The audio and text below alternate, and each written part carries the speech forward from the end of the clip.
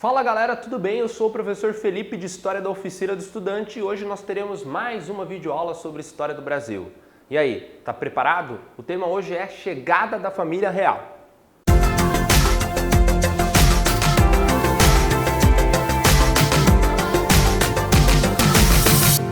Bom, nós vamos falar sobre a chegada da família real e entender por que pela primeira vez uma família real europeia coloca os pés na América. Por que o Dom João VI, o príncipe regente, toda a família real, veio aqui no Rio de Janeiro e eles permaneceram por 13 anos.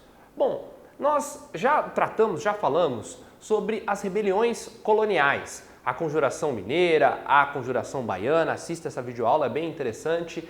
E essas conjurações colocaram em ameaça a integridade territorial do Império Português. Havia uma ameaça iminente de separação de algumas regiões coloniais. E já no final do século XVIII, início do século XIX, havia uma grande dependência econômica dos portugueses em relação ao dinheiro, propriamente a contribuição dada à colônia em relação à metrópole. Estima-se que mais ou menos 83% de toda a riqueza extraída do Império Português era oriundo do Brasil. Então a gente começa a observar que havia uma dependência econômica de Portugal em relação à sua principal colônia. E com esse risco iminente de independência, se ele viesse a se concretizar, com certeza Portugal perderia a sua galinha dos ovos de ouro. Então isso não poderia acontecer em hipótese alguma. E o que se observou nos Estados Unidos, rompendo as relações coloniais com a Inglaterra, causava grande temor dentro das cortes portuguesas. E o príncipe regente, o Dom João VI, antes mesmo do século XIX, já no final do século XVIII, começava a ventilar, a aventar a possibilidade de transferir a sede do Império Português de Lisboa ao Rio de Janeiro. Havia um ministro importante chamado Rodrigo Souza Coutinho, que acabou planificando uma ideia justamente de refundação do Império Português, levando a sede do Império de Lisboa até o Rio de Janeiro com a intenção de se aproximar dos colonos, que acreditavam que a administração era muito distante. Então, esse conceito de aproximação seria fundamental para manter coeso todo o Império Português.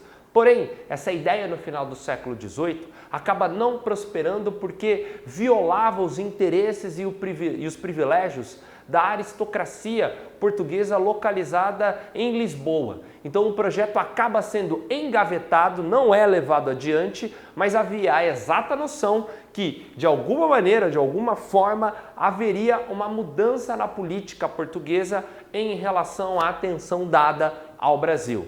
Com as mudanças geopolíticas na passagem do século XVIII para o século XIX, a gente observa algumas mudanças importantes e a ascensão do líder francês Napoleão Bonaparte. O Napoleão ascende ao poder na França em 1799 e vai levar adiante uma política expansionista. Ou seja, o Napoleão tem a ideia de expandir os ideais liberais e os ideais da Revolução Francesa para outras áreas do continente europeu. E ele é duramente combatido pelas monarquias europeias que não querem que esses ideais acabem se propagando. As guerras napoleônicas vão se espalhar no início do século XIX por todo o continente e vão atingir, obviamente, os territórios de Portugal.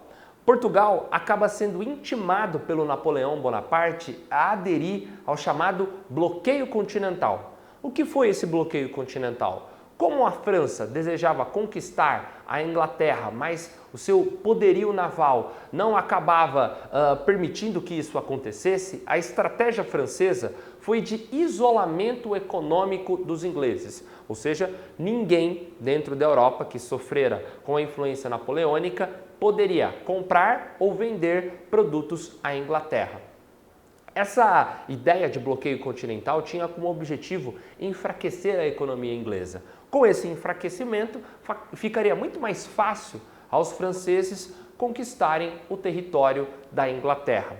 E Portugal tinha um papel fundamental nesse processo. Portugal deveria aderir ao bloqueio continental. Só que, por outro lado, havia uma dependência extrema dos portugueses em relação ao abastecimento de produtos manufaturados vindos da Inglaterra.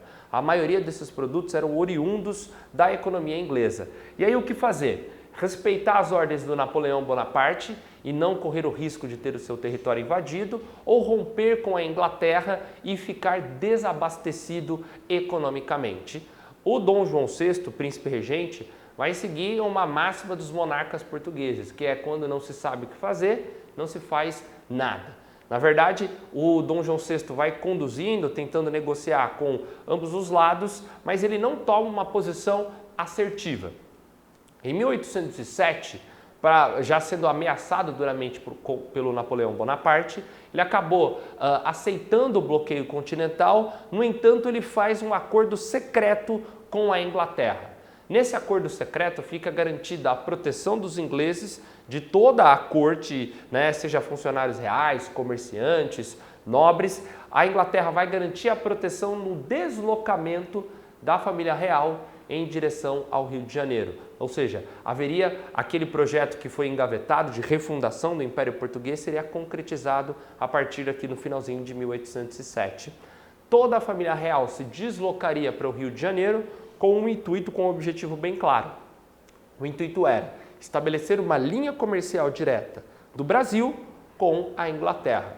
Essa linha estabelecida furaria o bloqueio continental. Consequentemente, não haveria a possibilidade do Napoleão Bonaparte fiscalizar o Oceano Atlântico e os planos iriam todos por água abaixo. O próprio Napoleão Bonaparte reconhece no Dom João VI o único monarca capaz de tapeá-lo, de enganá-lo. O Napoleão Bonaparte nunca esperou que o Dom João VI acabasse deslocando toda a estrutura administrativa portuguesa para o Rio de Janeiro. E aí, mais ou menos, estima-se que cerca de 10 mil pessoas tenham se deslocado de Lisboa até o Rio de Janeiro. Essa viagem vai terminar apenas em janeiro de 1808, quando, antes de chegar ao Rio de Janeiro, houve uma parada na Bahia, em Salvador. Lá em Salvador, o Dom João VI talvez tenha assinado o documento mais importante dos 13 anos em que ele permanece aqui no Brasil, que foi a abertura dos portos às nações amigas. O que significa isso, meus caros? Prestem bem atenção. Significa que, a partir de agora, a partir do início de 1808, rompe-se o pacto colonial. O que é esse pacto colonial? É aquela relação de exclusividade que existia entre a colônia e entre a metrópole. A partir desse momento, o Brasil tinha a possibilidade de comercializar com outro país que não fosse propriamente Portugal. Poderia haver o comércio diretamente com a Inglaterra, como havia sido acordado antes do Dom João VI viajar até aqui ao Brasil.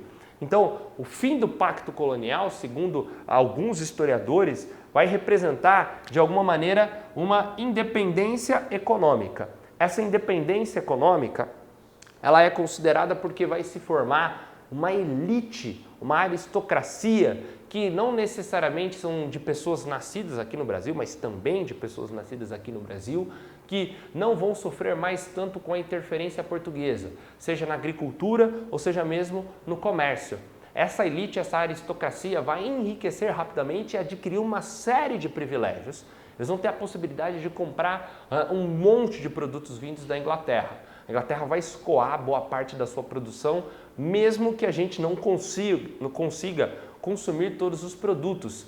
Cai um pouco na anedota, mas a Inglaterra acaba enviando aqui para o Brasil patins de gelo. Imagina só, no Brasil, patins de gelo acabam sendo enviados pela Inglaterra e a gente compra. Também cobertores de lã são enviados também aqui ao Brasil. Então a gente acaba sendo abastecido por esses produtos. Isso mostra uma integração econômica muito grande. Então acredita-se que essa tenha sido uma independência econômica porque forma-se uma elite propriamente aqui no Brasil, e essa elite em 1822 que vai comandar o nosso processo de independência. Há uma série de alterações muito importantes nesse momento que a gente pode tratar em outras videoaulas: a modernização da colônia, a criação do Banco do Brasil, a criação do Jardim Botânico, a criação do Museu Nacional, que infelizmente há pouco tempo acabou pegando fogo, a criação da imprensa régia, enfim, a criação da biblioteca também real, que é uma biblioteca importantíssima, né? Várias mudanças implementadas pelo Dom João VI vão acabar modernizando o Brasil e formando uma elite que não aceitará mais retrocessos nesse momento. E vai ser justamente essa elite que em 1822 vai comandar o nosso processo de independência. Tá certo? A gente vai falar depois mais um pouquinho sobre a família real, sobre as mudanças implementadas por eles, mas dá pra gente entender mais ou menos quais são os principais pontos iniciais, tá certo? Eu espero que você tenha gostado, quero que você se inscreva no canal da Oficina de Estudante e a gente se vê até a próxima.